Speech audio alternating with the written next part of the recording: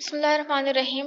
Mitosis के बाद अब है सेकेंड डिवीजन मियोसिस, जिसको रिडक्शन डिवीजन भी कहा जाता है। मियोसिस को रिडक्शन डिवीजन क्यों कहेंगे?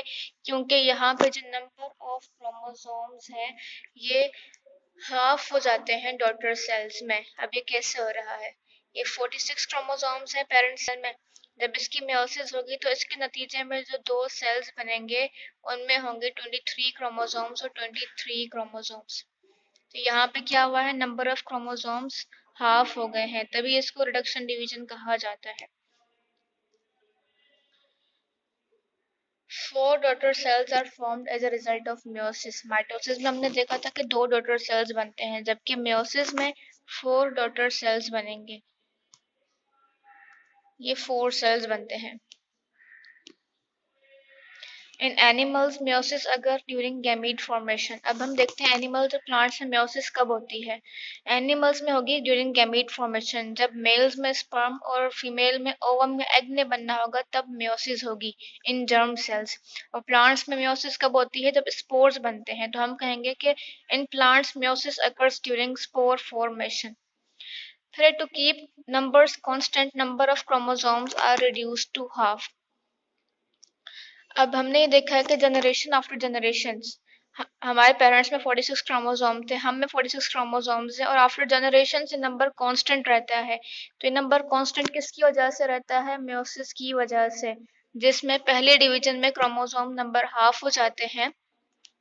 स्पर्म में 23 क्रोमोसोम्स है और ओवम में 23 क्रोमोसोम्स है। इन दोनों की फ्यूजन से जो ऑर्गेनिज्म बनेगा उसमें 46 क्रोमोसोम्स होंगे। तो ये जो कांस्टेंट नंबर ऑफ क्रोमोसोम इतने जनरेशन तक चलता आ रहा है, it is because of meiosis. Meiosis is compose of 2 types of division.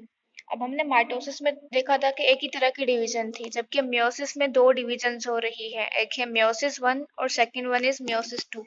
Meiosis 1 के फर्दर जो स्टेजेस है वो है प्रोफेज 1, मेटाफेज 1, एनाफेज 1, टेलोफेज 1। इसी तरह मियोसिस 2 की जो डिवीजन होंगी उनके आगे हम 2 लगा देंगे।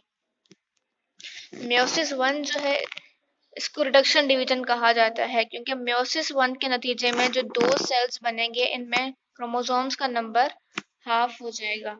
उसके बाद जब मियोसिस 2 होगी तो उसमें 23 नंबर ऑफ क्रोमोसोम्स आएंगे। जो 23 यहाँ थे, इसके नतीजे में जो डॉटर सेल्स बनेंगे उनमें 23 ही होगा। तो meiosis 2 is same as mitosis, बिल्कुल वही उसी तरह होगी जैसे माइटोसिस हो रही है। माइटोसिस में क्या हो रहा था, एक सेल के नतीजे में 2 सेल्स बनते हैं, यहाँ पे भी यही हो रहा है, इस एक सेल से 2 सेल्स बन रहे हैं। फिर माइटोसिस में एक इम्पॉर्टेंट चीज क्या हो रही थी कि जो नंबर पेरेंट सेल का है क्रोमोसोम्स नंबर का, वही डॉटर सेल्स का होगा। तो यहाँ पे यही हो रहा है, पेरेंट सेल का क्रोमोसोम नंबर 23 है, जो डॉटर सेल्स बने हैं उनका क्रोमोसोम नंबर भी 23 है। तो मियोसिस 1 जो यहाँ पे हुई है इसको रिडक्शन डिवीजन कह रहे हैं, क्योंकि 46 से नंबर रिड्यूस होकर 23 हो गया है। फिर जब मियोसिस 2 होगी उसमें यही सेम नंबर रहेगा, तभी हम कहेंगे कि meiosis 2 is same as mitotic division. तो सबसे पहले हम मियोसिस स्टार्ट करने से पहले हमें होमोलोगस क्रोमोसोम्स का कॉन्सेप्ट आना चाहिए कि व्हाट आर होमोलोगस क्रोमोसोम्स। हमारा जो डिप्लॉयड सेल है, हम कह रहे हैं इसमें 46 नंबर ऑफ क्रोमोसोम्स प्रेजेंट हैं। इन 46 क्रोमोसोम्स में से जो 23 क्रोमोसोम्स हैं वो फादर से आते हैं और 23 क्रोमोसोम्स मदर से आते हैं। तो फादर और मदर के वो क्रोमोसोम्स जो बिल्कुल सिमिलर हैं, लेंथ में भी, साइज में भी, क्रोमोसोम नंबर में भी, और सेम कैरेक्टर को कंट्रोल कर रहे हैं, ऐसे क्रोमोसोम्स को होमोलोगस क्रोमोसोम्स कहेंगे।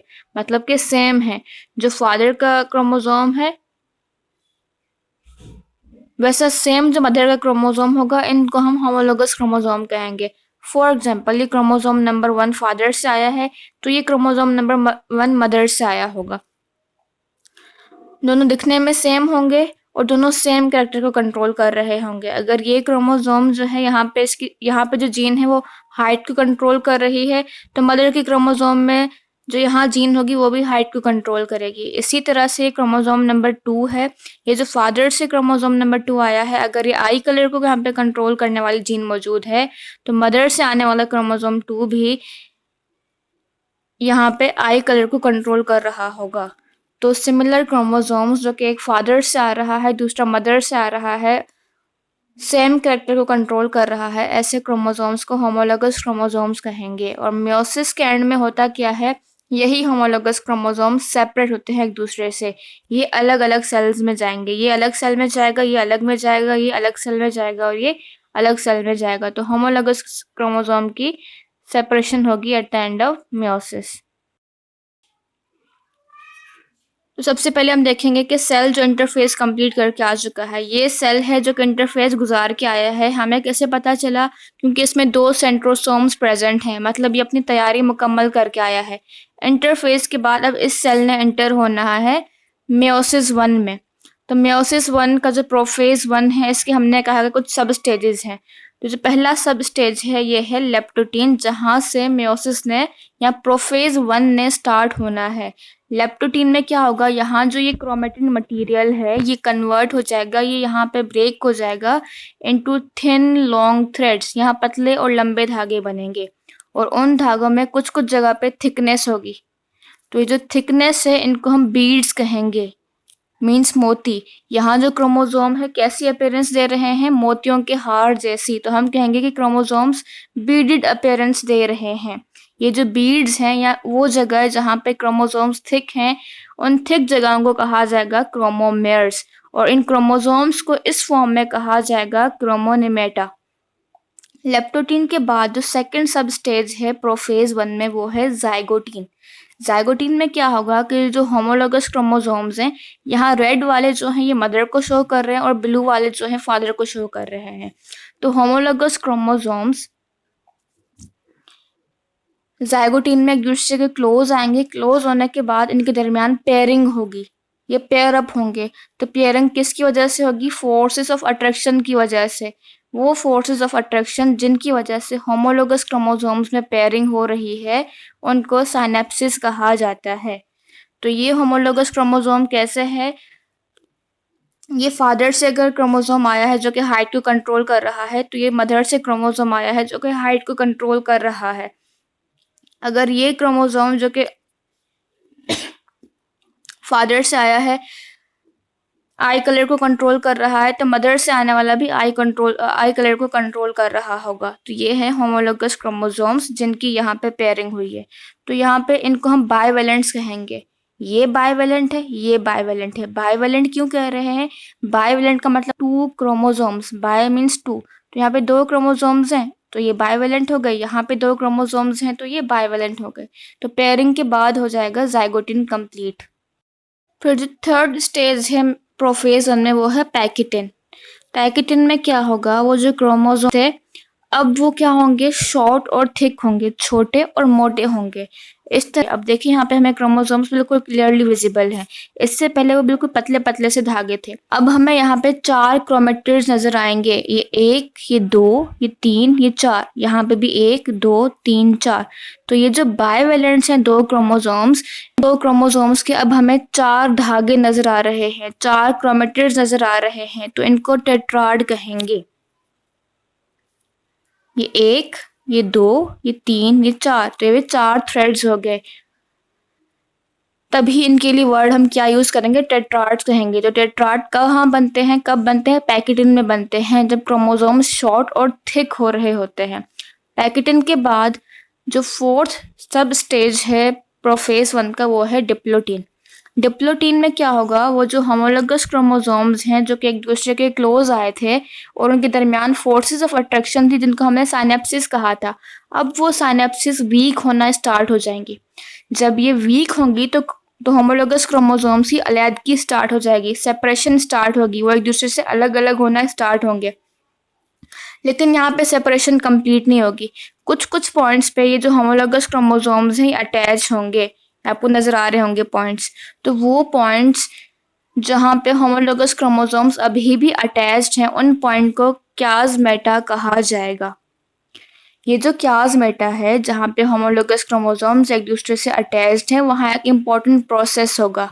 इस प्रोसेस में क्या होगा कि होमोलोगस क्रोमोसोम्स अपने सेगमेंट्स एक्सचेंज करेंगे, लेन और देन करेंगे। किसकी लेन देन हो रही है यहाँ पे? जीन्स की। फादर से अगर जीन मदर की क्रोमोसोम में जा रही है तो वही मदर की जीन फादर वाले क्रोमोसोम में आ रही है। सेम इसी तरह इन दोनों में भी होगा। तो हम कहेंगे कि होमोलोगस क्रोमोसोम्स के दरमियान सेगमेंट्स एक्सचेंज हो रहे हैं, जीन्स एक्सचेंज हो रही हैं। तो इस एक्सचेंज के प्रोसेस को क्रॉसिंग ओवर कहा जाता है।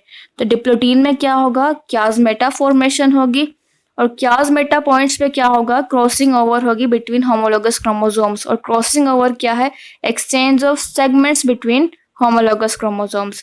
और उन सेगमेंट्स में क्या चीजें एक्सचेंज हो रही हैं, जीन्स जो कि कैरेक्टर्स को कंट्रोल कर रही हैं वो एक्सचेंज होंगी।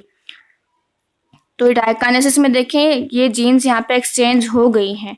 तो यहाँ रेड वाले में मैंने ब्लू को बनाया, ब्लू शो किया हुआ है, ये ब्लू की जीन्स हैं। और ब्लू वाले में मैंने ये जो रेड बनाए हुए हैं ये रेड की जीन्स हैं जो कि एक्सचेंज हुई हैं।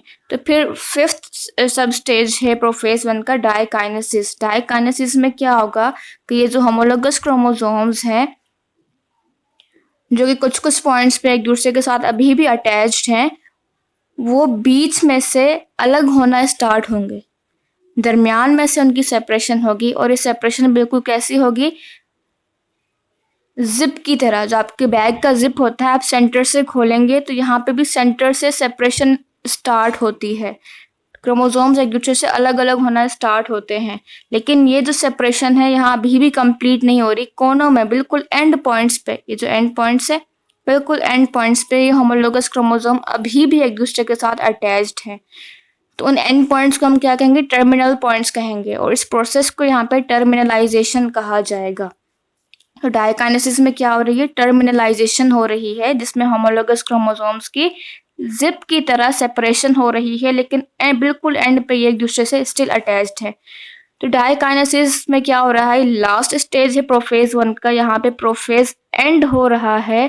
तो जब प्रोफेज एंड होता है तो और क्या क्या होता है, यहाँ पे जो न्यूक्लियर मेम्ब्रेन थी,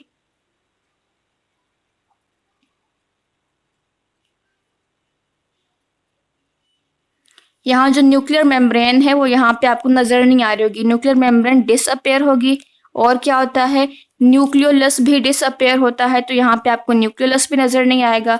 यहाँ जो ये सेंट्रोसोम है ये अब ट्रेवल कर कर अपोजिट डायरेक्शन में आएगा। तो ये देखिए अपोजिट डायरेक्शन में आ चुके हैं और इनसे धागे निकलेंगे। उन धागों को हम स्पिंडल फाइबर्स कहते हैं। तो यहाँ पे स्पिंडल फाइबर्स भी बन गए हैं। तो जब ये सारे काम होंगे तो यहाँ पे डायकाइनेसिस भी कंप्लीट हुई और प्रोफेज 1 भी यहाँ पे एंड हुआ।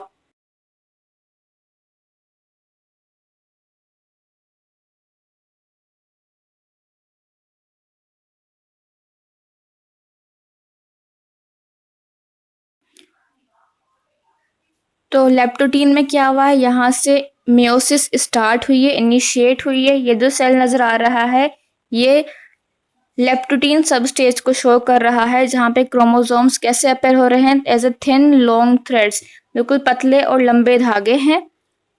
Each chromosome appear as beaded structure. ये जो क्रोमोसोम्स हैं ये बीडिड स्ट्रक्चर के तौर पे अपेयर हो रहे हैं due to presence of dense granules of chromomeres. यहाँ पे क्या हुआ है, क्रोमोसोम्स थिक हुए हैं, डेंस हुए हैं, और इन पॉइंट्स को हम क्रोमोमेर्स कहेंगे, हार जैसी।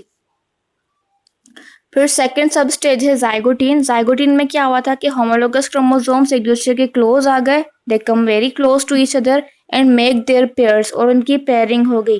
देखिए यहाँ पे ये होमोलोगस क्रोमोसोम्स, ये होमोलोगस क्रोमोसोम्स और तीसरा होमोलोगस क्रोमोसोम का पेयर। तो यहाँ पे इस तरह पेयरिंग होगी। The pairing of homologous chromosomes is called synapsis. इनके दरमियान जो फोर्सेस ऑफ अट्रैक्शन है उनको साइनेप्सिस कहेंगे, जिनकी वजह से ये पेयरिंग हुई है। The homologous chromosomes are now a bivalent. अब ये इन दो क्रोमोसोम्स हैं तो इनको हम क्या कहेंगे, बाइवेलेंट। ये एक बाइवेलेंट है, ये दूसरा बाइवेलेंट है, और ये तीसरा बाइवेलेंट है। The nucleus appears to have half number of chromosomes. ये बाइवेलेंट जब बनेंगे तो ऐसा लगेगा, ऐसा होगा नहीं, ऐसा लगेगा कि न्यूक्लियस में क्रोमोसोम नंबर हाफ हो गया है, लेकिन अभी ये हुआ नहीं है। फिर पैकेटिन। पैकेटिन में क्या होगा कि the homologous chromosome of each bivalent gets shorten and thicken. यहाँ पे क्रोमोसोम्स क्या होंगे, ये शॉर्ट और थिक होंगे। अभी हमें क्लियरली यहाँ पे विजिबल होते हैं। The homologous chromosome start splitting into two sister chromatids by a longitudinal splitting. तो यहाँ पे ये अलग अलग होंगे, इनके दरमियान स्प्लिटिंग होगी। अब हमें क्रोमेटिड्स जो हैं वो जो धागे हैं अलग अलग नजर आएंगे। तो 4 धागे नजर आएंगे तभी हम इनको क्या नाम देंगे, टेट्राड्स का नाम देंगे। यहाँ पे 2 ग्रीन के, 2 पर्पल के, 2 रेड के, 2 ब्लू के, तो ये क्या हो गए 4। इन 4 को हम टेट्राड कहेंगे। फिर है diplotene. The synaptic forces of attraction between each bivalent having 4 chromatids lapse and chromosomes uncoil and separate. अब वो जो साइनेप्सिस थे, वो जो फोर्सेस ऑफ अट्रैक्शन थे जिसने दोनों होमोलोगस क्रोमोसोम्स को होल्ड किया हुआ था या उनके दरमियान पेयरिंग की हुई थी, वो अब वीक होना स्टार्ट हो गई। क्रोमोसोम्स अलहदा होना स्टार्ट होंगे, अनकॉइल होना स्टार्ट होंगे। द सेपरेशन इज इनकम्प्लीट, लेकिन ये सेपरेशन अभी अधूरी है, इनकम्प्लीट है। And chromosomes are in contact with each other at 1 और मोर पॉइंट्स। तो यहाँ पे ये जो सेपरेशन है ये कंप्लीट नहीं है, बल्कि ये जो होमोलोगस क्रोमोसोम्स हैं, ये होमोलोगस क्रोमोसोम और ये दूसरा होमोलोगस क्रोमोसोम, ये अभी भी एक या एक से ज्यादा पॉइंट्स पे एक दूसरे के साथ अटैच्ड हैं, जुड़े हुए हैं। इन पॉइंट्स को क्या कहा जाएगा, क्याज़मेटा। इन क्याज़मेटा में एक इंपॉर्टेंट काम कौन सा हो रहा है, the homologous chromosomes exchange there segments. Homologous chromosomes एक दूसरे के सेगमेंट्स मतलब जीन्स को एक्सचेंज करेंगे। This process is called crossing over, और इस प्रोसेस को क्रॉसिंग ओवर कहा जाएगा। डिप्लोटिन के बाद प्रोफेज 1 का जो लास्ट सब स्टेज है डाइकाइनेसिस। इसमें क्या होगा, separation of bivalents remain continue and it is completed by process called terminalisation. यहाँ पे बाइवेलेंट्स जो हैं ये सेपरेट होना स्टार्ट होंगे।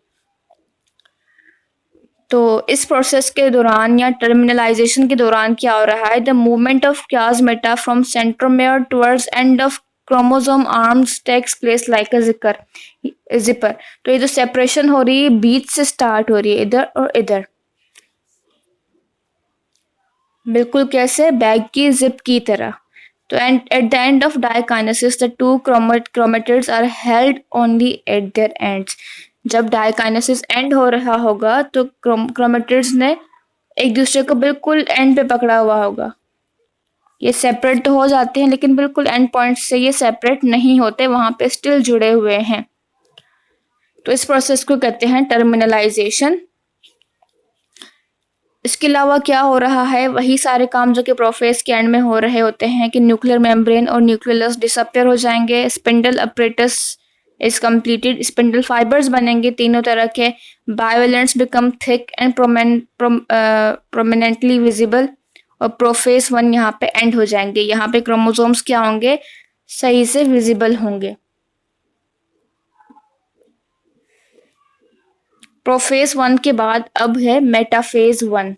मेटाफेज में हमेशा क्या होता है, हम माइटोसिस में भी पढ़ के आए थे कि जो क्रोमोसोम्स हैं ये खुद को सेंटर पे अरेंज कर लेते हैं। तो यहाँ पे मेटी हो रहा है, ये होमोलोगस क्रोमोसोम्स हैं जो कि एंड पॉइंट्स में एक दूसरे के साथ जुड़े हुए थे जब प्रोफेज 1 कंप्लीट हुआ। अब ये जो क्रोमोसोम्स हैं ये अरेंज हो जाएंगे सेंटर पे, सेंट्रल लाइन पे या इक्वेटोरियल प्लेन में। तो each chromosome of bivalents becomes connected to half of spindle fibres of one pole and other half with the half spindle fibre of opposite pole. इसका मतलब क्या है कि ये जो स्पिंडल फाइबर्स हैं इन्होंने होमोलोगस क्रोमोसोम्स को इन इस साइड वाले ने इन हाफ को पकड़ा हुआ है और इस साइड वाले स्पिंडल फाइबर्स ने इस हाफ को पकड़ा हुआ है। तो एनाफेज में क्या होगा कि spindle fibres contract and each chromosome of bivalent move towards opposite pole. यहाँ पे जो स्पिंडल फाइबर्स हैं या वो जो धागे थे वो कॉन्ट्रैक्ट होंगे, उनकी कॉन्ट्रैक्शन से क्या होगा कि जो बाइवेलेंट्स हैं ये अपोजिट साइड पे मूव करेंगे। यहाँ इनके दरमियान कंप्लीट सेपरेशन होगी, ये बिल्कुल अपोजिट पोल्स पे मूव कर जाएंगे। होमोलोगस क्रोमोसोम्स जो थे पूरे के पूरे क्रोमोसोम्स अपोजिट साइड पे मूव होंगे। ये रेड वाला इधर चला जाएगा, ये ब्लू वाला बिल्कुल इधर चला जाएगा, इसी तरह यहाँ ब्लू इधर आ जाएगा और ये रेड इधर आ जाएगा। तो एनाफेज कंप्लीट हो जाएगी जब क्रोमोसोम्स अपोजिट पोल पे पहुंच जाएंगे। फिर है टीलोफेज। टीलोफेज में क्या होगा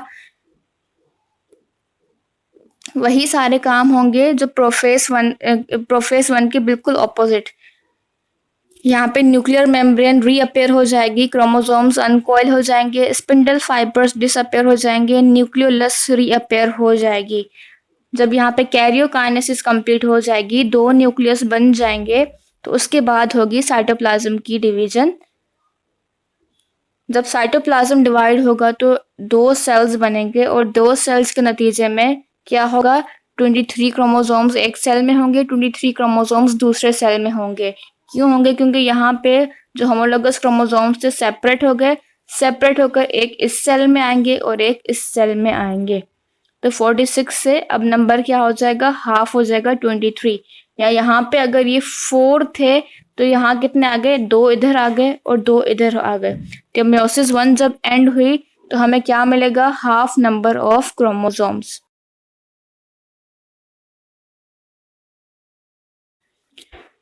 मेयोसिस 1 के बाद अब हम स्टार्ट करेंगे मेयोसिस 2 या second meiotic division. The meiosis 2 is almost similar to mitosis. ये पॉइंट मैं पहले डिस्कस कर चुकी हूँ कि ये बिल्कुल सिमिलर है माइटोसिस के। तो इसके जो स्टेजेस हैं वो कौन से हैं, प्रोफेज 2, मेटाफेज 2, एनाफेज 2 और टीलोफेज 2। सबसे पहले हम प्रोफेज 2 को डिस्कस करेंगे कि यहाँ पे क्या होगा, सेंट्रियोल्स डिवाइड करेंगे। डिवाइड होने के बाद ये अपोजिट पोल्स पे आएंगे। अपोजिट पोल पे आने के बाद यहाँ पे स्पिंडल फाइबर्स बनेंगे। ये जो न्यूक्लियर मेम्ब्रेन है ये डिसअपेयर होगी, न्यूक्लियस भी डिसअपेयर होगा। ये 2 सेल्स यहाँ पे शो किए हुए हैं। 2 सेल्स क्यों? क्योंकि मेयोसिस 1 के नतीजे में 2 सेल्स बने थे। अब इन दोनों सेल्स में क्या होगी, मेयोसिस 2 होगी।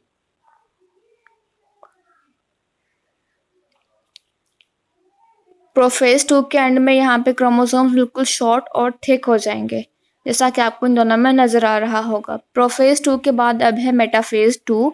स्पिंडल्स बन चुके हैं। स्पिंडल्स बनने के बाद क्या होगा, क्रोमोसोम्स को होल्ड किया जाएगा एट इक्वेटोरियल प्लेट।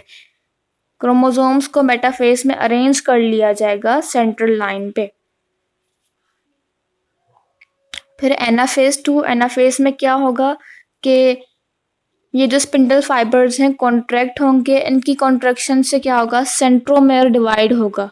याद रहे कि मेयोसिस 1 के एनाफेज 1 में सेंट्रोमेयर डिवाइड नहीं हुआ था, लेकिन यहाँ पे सेंट्रोमेयर डिवाइड होगा और क्रोमेटिड्स सेपरेट हो जाएंगे।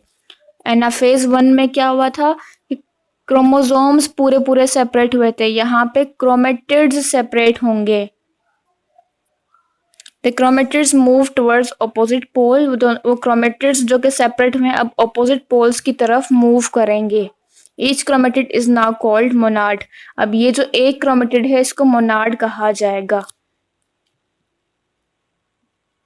जब ये opposite pole तक पहुंच जाएंगे तो उसके बाद होगी टीलोफेज 2। टीलोफेज में क्या होगा, सारे वही काम जो प्रोफेज में हुए थे उसके ऑपोजिट होंगे।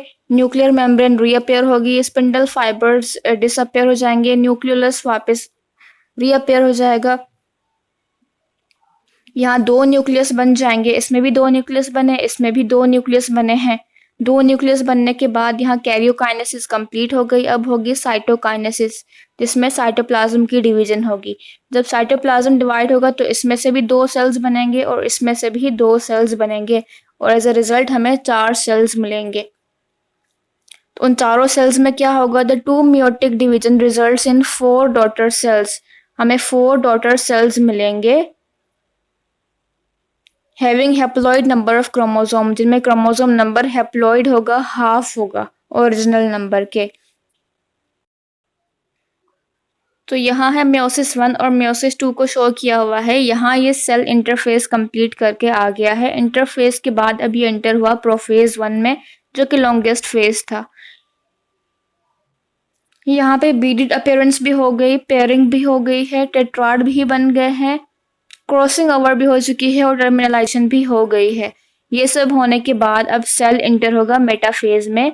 मेटाफेज 1 में क्या होगा कि इन क्रोमोसोम्स को, जो कि होमोलोगस क्रोमोसोम्स हैं, इक्वेटोरियल प्लेट पे अरेंज कर लिया जाएगा। इक्वेटोरियल प्लेट में जब वो तरतीब से अरेंज हो जाएंगे तो फिर एनाफेज 1 में क्या होगा, इनकी सेपरेशन होगी। किनकी, होमोलोगस क्रोमोसोम्स की। ये पूरे क्रोमोसोम्स जो हैं अपोजिट पोल की तरफ मूव करेंगे। याद रहे यहाँ सेंट्रोमेयर डिवाइड नहीं हो रहे, क्रोमोसोम्स पूरे सेपरेट हुए हैं। तो जब क्रोमोसोम्स अपोजिट साइड्स पे पहुंच जाएंगे तो फिर क्या होगा, टीलोफेज 1। टीलोफेज 1 में क्या होगा कि स्पिंडल फाइबर्स गायब हो जाएंगे, न्यूक्लियर मेम्ब्रेन यहाँ पे भी बनेगी और यहाँ पे भी बनेगी। जब न्यूक्लियर मेम्ब्रेन बन जाएगी तो इसका मतलब हमें 2 न्यूक्लियस मिल गए हैं, कैरियोकाइनेसिस कंप्लीट हो गई है। कैरियोकाइनेसिस के बाद होगी साइटोकाइनेसिस, साइटोप्लाज्म की डिवीजन, और हमें मिलेंगे 2 सेल्स। यहाँ पे थे 46 क्रोमोसोम और यहाँ पे अब होंगे 23 क्रोमोसोम्स, 23 इसमें 23 इसमें। ये डिप्लॉइड था, अब ये 2 हैप्लॉइड सेल्स हैं। अब इनमें होगी मियोसिस 2। मियोसिस 2 का जो प्रोफेज 2 है, इसमें क्या होगा कि न्यूक्लियर मेम्ब्रेन डिसअपेयर होगी दोनों में, स्पिंडल फाइबर्स बनेंगे, न्यूक्लियोलस डिसअपेयर होगा, क्रोमोसोम्स शॉर्ट और थिक होंगे। प्रोफेज 2 के बाद होगी मेटाफेज 2। मेटाफेज 2 में क्या होगा, क्रोमोसोम्स अरेंज हो जाएंगे इक्वेटोरियल प्लेट पे, दोनों तरफ से स्पिंडल फाइबर्स ने होल्ड किया हुआ है। एनाफेज 2 में ये स्पिंडल फाइबर्स कॉन्ट्रैक्ट होंगे, सेंट्रोमेयर डिवाइड होगा और क्रोमेटिड्स की सेपरेशन होगी। यहाँ पूरा पूरा क्रोमोसोम सेपरेट हुआ और यहाँ हुई क्रोमेटिड्स की सेपरेशन। इन क्रोमेटिड्स को हम बोलेंगे मोनाड। क्रोमेटिड्स की सेपरेशन के बाद अब टीलोफेज 2 में क्या होगा, न्यूक्लियर मेम्ब्रेन रीअपेयर हो जाएगी दोनों में, हमें दोनों सेल्स में 2 न्यूक्लियस मिल जाएंगे। ये एक न्यूक्लियस, ये दूसरा न्यूक्लियस, ये तीसरा और ये चौथा न्यूक्लियस, और ये 2 सेल्स हैं। ठीक है, यहाँ पे मतलब कैरियोकाइनेसिस कंप्लीट हो गई है। इसके बाद होगी साइटोकाइनेसिस, साइटोप्लाज्म की डिवीजन, और हमें मिलेंगे 4 सेल्स। ये चारों सेल्स क्या हैं, हैप्लॉइड हैं और ये गैमीट्स हैं। तो माइटोसिस और मियोसिस को अगर हम कंपेयर करें तो माइटोसिस में क्या है, daughter cell receive same number of chromosomes, जो कि पेरेंट सेल में क्रोमोसोम नंबर हैं वही डॉटर सेल्स में रहेंगे। जबकि मियोसिस में जो डॉटर सेल्स हैं इनमें नंबर ऑफ क्रोमोसोम्स हाफ हो जाएंगे। Mitosis takes place in somatic cells of body, ये हमारे सोमैटिक सेल्स में होती है, और मियोसिस जो है ये जर्म सेल्स में डिवीजन होगी। माइटोसिस के नतीजे में जो पेरेंट सेल है ये एक ही दफ़ा डिवाइड होता है, जबकि यहाँ पे पेरेंट सेल 2 दफ़ा डिवाइड होगा, और वो दोनों डिवीजन कौन सी थी, मियोसिस 1 और मियोसिस 2। माइटोसिस के रिजल्ट में 2 डॉटर सेल्स बनेंगे, जबकि मियोसिस में 4 डॉटर सेल्स बनते हैं। माइटोसिस में कोई क्रॉसिंग ओवर नहीं होती, जबकि मियोसिस में क्रॉसिंग ओवर होती है एट कियासमेटा।